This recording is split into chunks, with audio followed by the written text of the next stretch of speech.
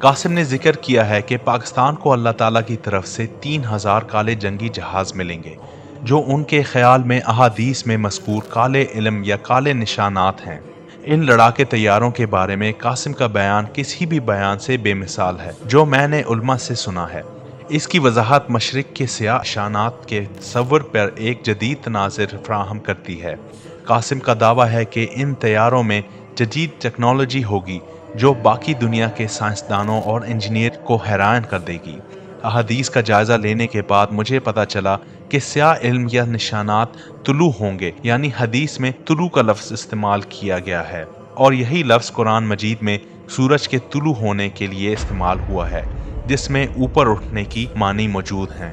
لہٰذا یہ کالے علم نشانات وہ چیز ہیں جس میں اوپر اٹھنے یعنی پرواز کی صلاحیت رکھتے ہوں گے۔ حدیث میں یہ بھی ہے، پھر سیاہ علم نشانات مشرق سے اٹھیں گے اور وہ تمہیں ایسا قتل کریں گے جو اس سے پہلے کسی نے نہ کیا ہوگا، یعنی ایسا طریقہ جو پہلے کبھی نہیں ہوا ہوگا۔ قاسم کے کہنے کے مطابق کوئی بھی ان جنگی جہازوں کا آسانی سے شکست نہیں کر سکتا اور نہ کر سکے گا، یعنی وہ مخالف قوتوں کے خلاف ایک مضبوط دفاع ہوں گے۔ دوسرے لفظوں میں ان کے پاس ناقابل تسخیر دفاع ہوگا۔ حدیث میں یہ بھی ہے، سیاہ علم یا نشانات خراسان سے آئیں گے، کوئی چیز انہیں پیچھے نہیں ہٹا سکے گی، یعنی ان کو ہرا نہ سکے گی۔ قاسم کا کہنا ہے کہ پاکستان سپر پاور امریکہ اور روس دونوں کا مقابلہ کرے گا اور انہیں شکست دے گا۔ اس سے مجھے اندازہ ہوتا ہے کہ سیاہ نشانات کا علمبردار فوج کسی بھی دوسرے قوم کے مقابلے میں غیر معمولی جنگی صلاحیتوں کا حامل ہوگی، کیونکہ وہ ایک ہی وقت میں دونوں سپر پاور سے لڑنے کے قابل ہوگی۔ اور حدیث میں بتایا گیا ہے کہ ملحمہ جنگ عظیم میں ایک جھنڈا حق کا ہوگا اور جو دوسری طرف 80 جھنڈوں کی جھوٹ یعنی باطل کے خلاف لڑے گا۔ اور قاسم یہاں تک کہتے ہیں کہ ہم پر یہ جنگ مسلط کی جائے گی اور ہمیں اپنا دفاع کرنا پڑے گا، اور ہمارے دشمن کو خود موت کا شوق ہوگا تو ہم کیا کریں۔ حدیث میں ہے کہ پھر سیاہ علم نشانات مشرق سے اٹھیں گے اور وہ تمہیں ایسا قتل کریں گے جو اس سے پہلے کسی نے نہ کیا ہوگا، یعنی ایسا طریقہ جو پہلے کبھی نہیں ہوا۔ میں چاہتا ہوں کہ آپ اس حدیث پر ایک منٹ کے لیے غور کریں۔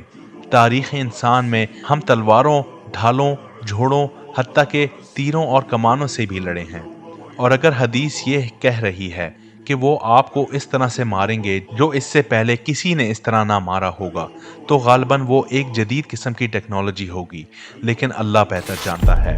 قاسم کا کہنا ہے کہ مسلمان سیاہ علم نشانات کو بروئے کار لاتے ہوئے یروشلم اور یورپ سمیت مسلمانوں کے کھوئے ہوئے علاقوں پر دوبارہ قبضہ کر لیں گے، یعنی سیاہ لڑاکے طیارے اپنے جدید ٹیکنیک اور عالی قوت کی وجہ سے جنگ کے دوسرے تمام ہتھیاروں کو مات دیں گے، اور کوئی بھی چیز انہیں آسانی سے نہیں ہرا سکے گی۔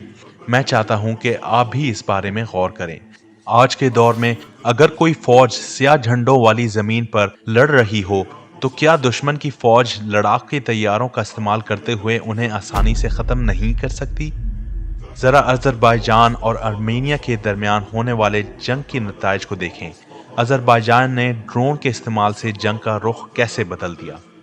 حدیث میں ہے کہ خراسان سے سیاہ علم نشانات جھنڈے اٹھیں گے جن کو یروشلم میں نصب ہونے تک کوئی چیز پیچھے نہیں ہٹا سکے گی۔ تو سیاہ علم نشانات کا خلاصہ یہ، وہ سیاہ علم نشانات طلوع ہوں گے، اشارہ ہے کہ اوپر اٹھیں گے، پرواز کریں گے، وہ غیر معمولی انداز میں حملہ کریں گے۔ اس سے پہلے کسی بھی جنگی ہتھیار سے مختلف ان کے اندر ایک غیر معمولی جنگی صلاحیت ہوگی، ان کا ایک ناقابل تسخیر دفاع ہوگا، انہیں کوئی بھی چیز آسانی سے پیچھے نہیں ہٹا سکے گی، جو یقینی طور پر گھوڑے نہیں ہو سکتے، اور وہ یروشلم پہنچ جائیں گے اور جو بھی ان کے راستے میں آئے گا اس کو تہس نہس کر دیں گے، یعنی کہ وہ طاقت میں برتر ہوں گے۔ تو پش مشرق کی طرف سے جو سیاہ علم نشانات یا سیاہ جھنڈے ہیں وہ دراصل بلیک جیٹ فائٹرز یعنی کالی جنگی جہاز ہی ہیں۔